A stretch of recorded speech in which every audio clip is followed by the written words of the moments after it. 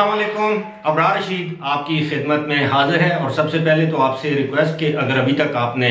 اس channel کو subscribe نہیں کیا یا پہلی مرتبہ یہ ویڈیو دیکھ رہے ہیں تو آپ اسے سبسکرائب کر لیجئے گا۔ جو بیل آئیکن یا گھنٹی کا بٹن ہے اس کو ضرور پریس کیجئے گا تاکہ ویڈیو کا جو نوٹیفیکیشن ہے وہ بر وقت آپ تک پہنچ سکے۔ آپ کا بہت بہت شکریہ۔ D G I S P R major general Babar Iftikhar کی آج کی پریس کانفرنس، جو کہ میں سمجھتا ہوں کہ ایک تاریخی پریس کانفرنس تھی بہت سے حوالوں سے، کیونکہ اس میں کچھ اعلانات ایسے کیے گئے ہیں جو کہ میں سمجھتا ہوں کہ تاریخی نوعیت کے ہیں، جن میں سب سے بڑا اعلان تو یہ تھا کہ فوج نے ایز اے انسٹیٹیوشن یہ ایک تہیہ کر لیا ہے، کہ فیصلہ کر لیا ہے کہ اب پاکستان میں مارشل لا کبھی نہیں لگے گا اور فوج ہمیشہ آئین کی پاسداری کرے گی اور آئین کے ساتھ چلے گی، آئین کے تابع رہے گی۔ گورنمنٹ کسی کی ہو لیکن آئین کی بالادستی کو قبول کیا گیا، اور یہ بتایا گیا کہ ماضی میں ہم سے سب سے بڑا مطالبہ یہ رہا ہے 74 سالوں میں کہ فوج سیاست سے دور رہے۔ اب جب کہ ہم نے اپنے آپ کو سیاست سے دور کر لیا ہے تو کچھ حلقوں کی جانب سے فوج کو ہدف تنقید بنایا جا رہا ہے، فوج کے خلاف ایک منظم ملیشیس کیمپین چلائی جا رہی ہے۔ اب اس پریس کانفرنس کے حوالے سے تو بعض گشت آپ کو سنائی دیتی رہے گی، لیکن اس میں جو اصل بات ہے، میں پہلے اس کے جو موٹے موٹے دیگر پوائنٹس تھے ان کا میں نے ذکر کیا ہے، لیکن اس پریس کانفرنس کا مقصد بظاہر یہ تھا کہ گزشتہ رات پشاور میں جو پی ٹی آئی کے چیئرمین اور سابق وزیر اعظم نے ایک جلسہ عام سے خطاب کے دوران جس طرح کی لینگویج استعمال کی، جس طرح کے سوالات اٹھائے، اگرچہ انہوں نے براہ راست آرمی کو ایڈریس نہیں کیا، لیکن جج صاحبان سے، سپریم کورٹ کے جج صاحبان سے سوالات پوچھے کہ انہوں نے ایسا کون سا جرم کیا تھا کہ رات گئے ان کو عدالتیں کھولنا پڑیں۔ تو میرا خیال ہے یہ سوال ان کو ججوں کی بجائے اپنی ذات، اپنے مشیروں سے پوچھنا چاہیے کہ ایسی کیا وجہ تھی کہ رات کے 12 بجے یا 10 بجے عدالت عظمیٰ یا عدالت عالیہ کو کھولا گیا۔ اس کا جواب یقیناً ان کے مشیروں کے پاس ہوگا، ان کے پاس ہوگا۔ اگر نہیں ہے تو پھر اس کا جواب جج بھی نہیں دیں گے، کیونکہ آپ نے آئین شکنی کی تھی، مزید آئین شکنی کرنے جا رہے تھے، سپریم کورٹ کی حکم عدولی کی تھی، اس حکم عدولی میں آپ مزید آگے جانا چاہ رہے تھے، جس کی وجہ سے یہ سپریم کورٹ کو آئین کے تحفظ کے لیے وہ اقدامات اٹھانے پڑے جو 9 اپریل رات 10 بجے کے بعد اٹھائے گئے، اور بالآخر ایک پریزن وین دیکھ کے ساری حکومت جو ہے وہ ڈھیر ہو گئی۔ خیر، یہ جو گزشتہ رات انہوں نے 2-3 اس طرح کے الزامات لگائے، ایک تو یہ کہ خدا نخواستہ پاکستان کا جو جوہری یا نیوکلیئر پروگرام ہے وہ اب محفوظ ہاتھوں میں نہیں ہے یا اس کو کوئی خطرہ ہے۔ اب ایک ایک کر کے میں بات کروں گا۔ اب سب سے پہلے تو آپ یہ سوچئے کہ یہ بیانیہ گزشتہ 3 دہائیوں سے کس کا ہے کہ پاکستان کا نیوکلیئر پروگرام جو ہے وہ سیف نہیں ہے، وہ خدا نخواستہ شدت پسندوں، ایکسٹریمسٹ، رجت پسندوں، ٹیررسٹ، طالبان کے ہاتھے چڑھ سکتا ہے یا مذہبی انتہا پسندوں کے ہاتھے چڑھ سکتا ہے۔ یہ بیانیہ کس کا ہے؟ یہ بیانیہ امریکہ کا ہے، یہ بیانیہ بھارت کا ہے، یہ بیانیہ اسرائیل کا ہے، یہ بیانیہ یورپین ممالک کا ہے کہ پاکستان کے پاس جو ایٹمی اثاثے ہیں یہ نہیں ہونے چاہیے۔ اب اگر آپ نے یہ بات جلسہ عام میں کی ہے تو آپ کے اس بیانیے سے کون خوش ہوا ہوگا؟ وہی جو بقول آپ کے خلاف سازش کر رہے ہیں، یا ان کی سازش آپ کے خلاف کامیاب ہو گئی ہے، رجیم چینج ہو گئی ہے۔ اس سے پہلے والی ویڈیو میں میں نے رجیم چینج یا سازش کے حوالے سے میں نے وہ ایک ویڈیو بنائی ہے، اگر آپ نے نہیں دیکھی تو وہ ضرور دیکھیے گا کہ اس کے پیچھے اصل خوف کیا ہے۔ وہی ابراج گروپ کا عارف نقوی، اس کے جو $1 بلین کا جو فراڈ ہے، اور اس میں جو ڈونیشنز انہوں نے دی تھیں تحریک انصاف کو، شوکت خانم کو،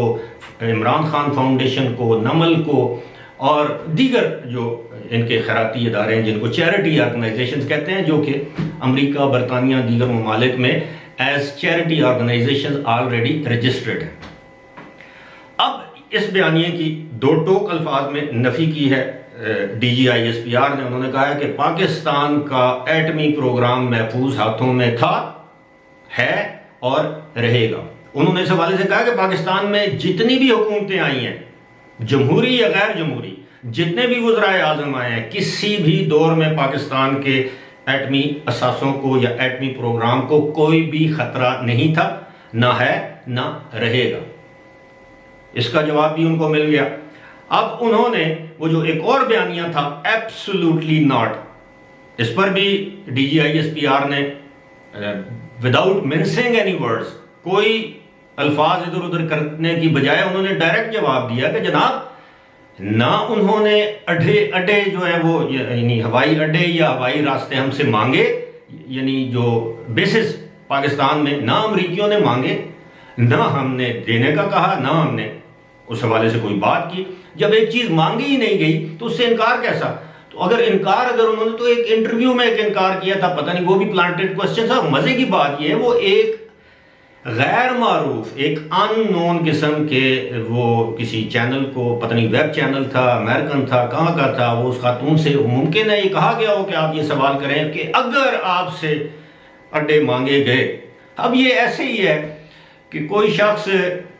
اب میں پتہ نہیں یہ بات ریلیونٹ ہے کہ نہیں ہے لیکن چلے میں کر دیتا ہوں، کہ کوئی شخص کسی کے گھر جائے اور وہ رشتہ نہ مانگے اور وہ اس گھر والا یہ کہے کہ جی میں یہ رشتہ نہیں دوں گا، اور وہ کہے بھائی میں نے رشتہ مانگا ہی نہیں ہے تو آپ انکار کس بات کا کر رہے ہیں۔ یہی صورتحال ہے کہ نہ ادھر سے کوئی چیز مانگی گئی تو انکار آپ نے کیوں کیا؟ انکار نہ اقرار کا سوال پیدا ہوتا ہے نہ انکار کا۔ بہرحال یہ چیپ پاپولیرٹی، چیپ ٹیکٹکس۔ لیکن جس طرح پی ٹی آئی کے چیئرمین عمران خان نے کہا کہ یہ سوشل میڈیا کا دور ہے، اب سوشل میڈیا صرف،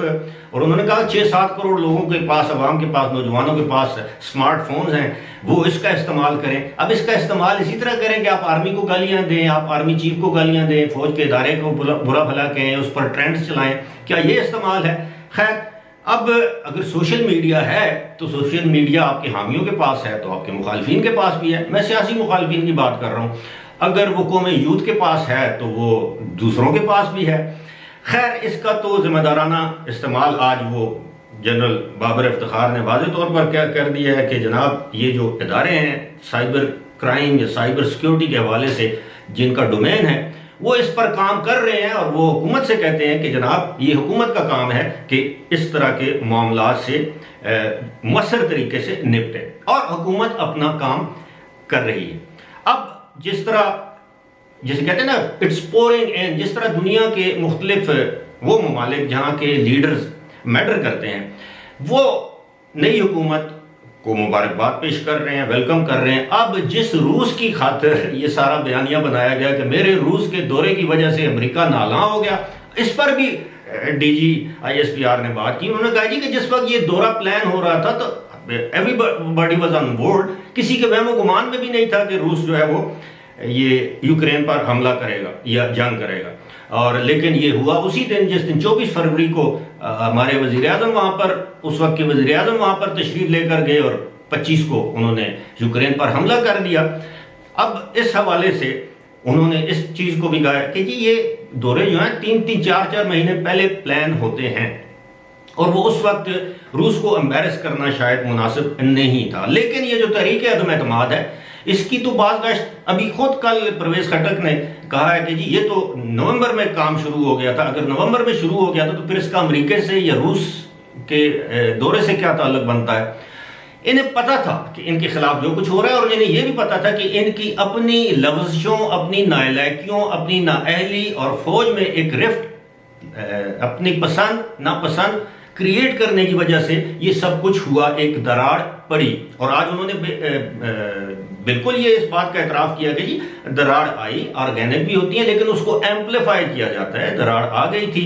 آئی ہے، اور وہ سب نے دیکھ بھی لیا۔ وہ کہتے ہیں کہ جناب ہمارا تو اس سے کوئی تعلق نہیں ہے کہ ہم نے تو اگر آئین کی پاسداری کی ہے تو کوئی جرم کیا ہے۔ انہوں نے یہ بھی سوال کیا کہ اس رات جو کچھ ہوا ہے کیا وہ غیر آئینی اور غیر قانونی تھا؟ ہم تو جو حکومت وقت آئے گی یعنی آئینی طریقے سے، منتخب طریقے سے، ہم تو اس کے ماتحت ادارہ ہیں اور رہیں گے۔ یہ ایک اچھی بات ہے۔ دوسری جو انہوں نے ایکسٹینشن کے حوالے سے جی کہ جنرل باجوہ ایکسٹینشن لینا چاہیے، انہوں نے کہا جی نہ ان کو ضرورت ہے نہ وہ لیں گے، ایون اگر ان کو ایکسٹینشن یا توسیع آفر بھی کی گئی تو وہ ایکسٹینشن نہیں لیں گے۔ اب میں جو بات کر رہا تھا، دیکھیں چین کی طرف سے، چین کا اگر آپ میڈیا اٹھا کے دیکھیں تو چین کا جو پرنٹ میڈیا ہے، الیکٹرانک میڈیا ہے، جو ایون ان کا جو انگریزی میں جو ان کا میڈیا ہے وہ جو اس وقت ہے، حالانکہ وہ کسی بھی ملک کے داخلی معاملات میں، آج ان کی وزارت خارجہ کی جانب سے جو کل بیان آیا تھا، وہ کہتے ہیں کہ جی پاکستان میں ہم پاکستان کے اندرونی حالات میں مداخلت قطعی طور پر نہیں کرتے، لیکن ہم جو نئی گورنمنٹ آئی ہے اس کو ویلکم کرتے ہیں کہ ان کے ساتھ ہمارا ایک پرانا جسے کہتے ہیں کہ ایک کام کرنے کا خوشگوار تجربہ ہے۔ اور اس کے بعد روس نے ویلکم کیا، روسی صدر نے آپ کو ویلکم کیا تھا یہ جو نئی حکومت ہے۔ اس کے علاوہ آج جو امریکی وزیر خارجہ ہیں جنہیں سیکریٹری آف اسٹیٹ کہا جاتا ہے، اینٹنی بلنکن، انہوں نے مبارکباد پیش کی ہے۔ اور میں تو اب اس بات سے خائف ہوں کہ اگر جو بائیڈن نے شہباز شریف کو فون کر دیا مبارکباد کا تو پھر کہیں گے دیکھا یہ ہیں غلام۔ اب مجھے یہ بتایا جائے کہ کوئی آقا اپنے غلاموں کو فون کرتا ہے؟ یوزلی تو غلام جو ہیں وہ انتظار کرتے ہیں کہ جی آقا کی طرف سے کچھ اشارہ مل جائے یا آقا کی طرف سے فون آ جائے، جو آقا نے نہیں کیا۔ جنوری 2020 سے یہ تقریباً دو سال میں جو بائیڈن نے اگر فون نہیں کیا، مودی نے فون نہیں اٹھایا، تو اب اس میں ان کی اپنی خارجہ پالیسی کا قصور ہے۔ اب اس سارے معاملے میں انہوں نے شاہ محمود قریشی کو کہیں کا نہیں چھوڑا۔ جب وہ یہ امریکہ کے خلاف بات کر رہے ہوتے ہیں تو آپ دیکھیے کہ شاہ محمود قریشی کے چہرے کے تاثرات کیا ہوتے ہیں، کیونکہ ان کے اپنے صاحبزادے اسٹیٹ ڈپارٹمنٹ میں، امریکی اسٹیٹ ڈپارٹمنٹ میں تربیت حاصل کر چکے ہیں، ان کے اپنے مفادات امریکہ کے ساتھ جو ہیں وہ منسلک ہیں۔ اب اسی کے ساتھ ساتھ یہی نہیں، دیگر جو لوگ ہیں جن کو اسٹیبلشمنٹ کے قریب سمجھا جاتا ہے، اب ان کے تیور بھی بدلے بدلے نظر آ رہے ہیں، بشمول شیخ رشید۔ آج اگر آپ نے شیخ رشید کی باتیں سنی ہوں تو وہ بھی کیا کہہ رہے ہیں جی کہ آج کے دن نہیں کرنے چاہیے تھے، دیکھیں صلح صفائی کا موقع ہے، آج کے دن ان کو پریس کانفرنس نہیں کرنی چاہیے تھی، لیکن آج کا دن فوج نے اس کا انتخاب کیوں کیا کہ گزشتہ رات جو انہوں نے پشاور کے جلسے میں جس طرح کا بیانیہ پیش کیا، جس طرح اپنے مخالفین کو بے غیرتوں کر کے للکارا، تو وہ بے غیرت ہیں، یہ جو بھی ہیں غدار ہیں، اس وقت وہ گورنمنٹ میں ہے۔ اب آگے آپ دیکھیے آپ کے ساتھ ہوتا کیا ہے، کیونکہ آپ کے ایک ایک بیانیوں کو میں نہیں، کوئی اور نہیں، کوئی تجزیہ کار نہیں، کوئی رپورٹر یا دانشور نہیں، بلکہ وہ لوگ غلط قرار دے رہے ہیں جو کہ سمجھتے ہیں کہ آپ اس وقت نہ صرف پاکستان کی خارجہ پالیسی کو نقصان پہنچا رہے ہیں،